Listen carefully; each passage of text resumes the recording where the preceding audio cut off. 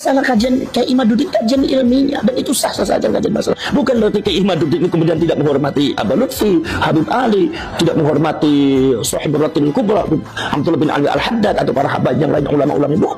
Bukan masalah itu. Itu masalah ilmiah, debat dengan ilmiah saja. Tidak apa-apa. Ini adalah kajian ilmiah yang sifatnya peradaban keilmuan. Ilmu harus dinamis, harus maju, harus dinamis. Dan ini di Indonesia saya lihat fenomenanya bagus. Jangan dianggap negatif, ini justru bagus tuh. Dulu perdebatan semacam ini ada di Mesir. Sekarang Mesir mungkin sudah mulai kendor. Sekarang di Indonesia bagus. Walaupun memang perdebatannya sangat luar biasa. Karena apa? Karena menyangkut implikasi dari itu. Ketika Kiai Imad mengatakan seperti itu, maka implikasinya membatalkan seluruh nasabnya para habaib. Itu kan itu. Dan itu menurut saya nggak jadi masalah. Kalau memang kajian Kiai Imad itu benar, dan saya lihat itu memang benar dalam bukti-bukti data-datanya, itu validitasnya itu bisa dipertanggungjawabkan. Makanya Kiai Imad kenceng. Itu ya kita nggak usah jadi masalah. Sekarang begini, bahkan Imam Ahmad bin Hanbal disuruh ijtihad sama Imam Syafi'i. Ya Ahmad ijtihad, ijtihad kamu Ahmad. Imam Ahmad bingung gimana saya harus berbeda pendapat dengan guru saya, apakah sul adab atau tidak. Kata Imam Syafi'i, ijtihad Ahmad, ijtihad, jangan sama dengan saya. Akhirnya Imam Ahmad berijtihad dengan sekuat tenaga, barulah mendapatkan hukum-hukum yang berbeda dengan gurunya. Betapa luar biasa Imam Ahmad. Apakah Imam Ahmad itu kemudian ketika mengatakan Imam Syafi'i dalam hal ini guru saya salah, apa itu kurang ajar? Enggak. Apa itu sul adab? Oh tidak, itu hal ilmiah. Seperti masalah tayamum, bagaimana Imam Malik dengan Imam Syafi'i berbeda. Bahwasanya kata Imam Syafi'i, Imam Malik itu karena riwayatnya belum banyak datang di Imam Malik tuh. Riwayat masalah tayamum itu datang banyak lengkap ketika saya datang.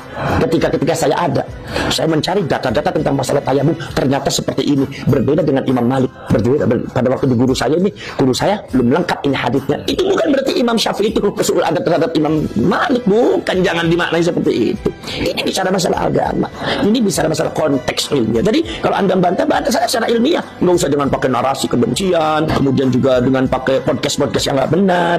Anda datang ke Kiai Imad, katakan debat ilmiah, saksinya mana?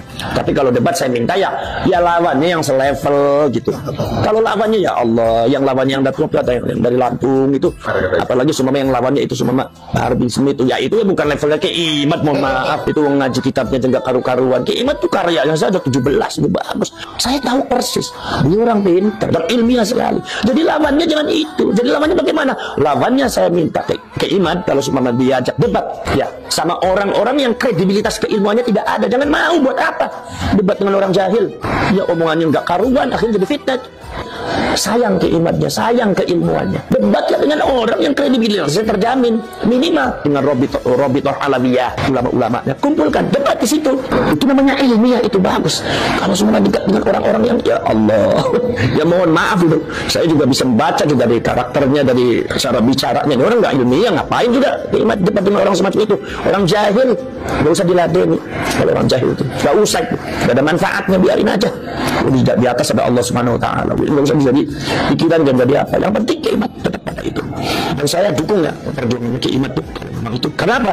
Karena ini persoalannya bukan masalah persoalan Kiai Imad. Kalau Anda mengatakan itu masalah Kiai Imad, bukan. Anda salah paham. Itu sejak dulu sudah ada. Sudah ada. Sejak zamannya abad ke-8 Imam Fakhruddin Ar-Razi sudah menyatakan bahwasannya Sayyid Ahmad tidak memiliki anak yang bernama Abdullah. Sehingga pada waktu abad ke-13 Syarif Aulur Rafiq, penguasa Hijaz ketika itu dari Syarif Al-Hasani, itu melarang kaum Ba'alwi memakai nama Sayyid dan Syarif. Kenapa melarang? Karena beliau raja. Itu berarti kan sebelumnya sudah ada kajian, berarti kan sudah ada polemik, dan itu karena itu sudah ada ketetapan. Satu. Nomor selanjutnya yang terbaru di antara ada salah satu naqib daripada Naqibatul Ashraf yang ada di Mesir, itu salah seorang Syarif yaitu Al-Hasani, itu juga mengatakan ada ibtalun nasab di ahli Ba'alwi, membatalkan nasab dari keluarganya Ba'alwi dengan catatan-catatan secara ilmiah. Itu seorang naqib, beliau seorang nasabah dari Naqibatul Ashraf yang ada di Mesir. Maka bahwa ini kesimpulannya, nasabnya Ba'alwi dari beberapa faktor-faktor yang sudah saya jelaskan, katanya nasabnya Ba'alwi itu adalah batilun ghairu sahihin, sudah batil ghairu sahih lagi. Berarti artinya apa? Kalaupun ada perdebatan, itu karena apa? Menurut mereka para nasabah yang ada di internasional, khususnya Naqibatul Ashraf, semua baik ada di Irak ataupun ada di Mesir, itu mengatakan bahwasanya adanya nasab nyambung Ba'alwi adalah klaim sepihak dari Ba'alwinya atau dari ulama-ulama yang ada hubungan emosional dengan Ba'alwi, ya seperti yang dikemukakan oleh Kiai Imaduddin. Memang itu ada benarnya, karena yang berpendapat begitu bukan Kiai Imad aja, dulu ada. Saya juga waktu kecil sudah ada beberapa mbah saya dan dikasih tahu sama abah saya bahwasanya Ba'alwi itu nomor terputusnya di Abdullah dan Ubaidillah. Saya saja waktu muda udah tahu seperti itu. Dan sebelum viral masalah ini belum ada, saya udah tahu itu sudah ada masalah.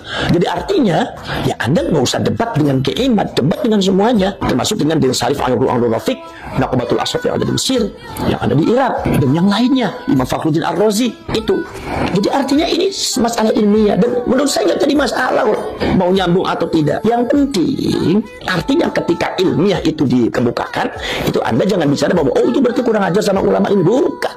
Namanya Aba Lutfi, namanya Habib Ali Kuita, kemudian Abdullah bin Ali Al-Haddad Sahibul Ratib, kemudian para Habib Umar bin Hafiz, itu mereka ulama-ulama besar, itu mereka adalah waliullah, ulama besar, banyak muridnya Sahibul Karimah Barakah, tidak berkurang karomahnya walaupun semua nasabnya nggak nyambung, walaupun menurut kajian ilmiah nasabnya nggak nyambung, itu tidak berkurang, mereka tetap orang mulia, orang alim yang kita patut meminta barokahnya, meminta karomahnya, meminta apa fuyudatul ilahiyah, yaitu anugerah-anugerah dari Allah Subhanahu wa taala. Karena kaum Ba'alwi ini kalau seumpama dari segi nasab itu tidak nyambung, itu menurut saya nggak usah jadi masalah.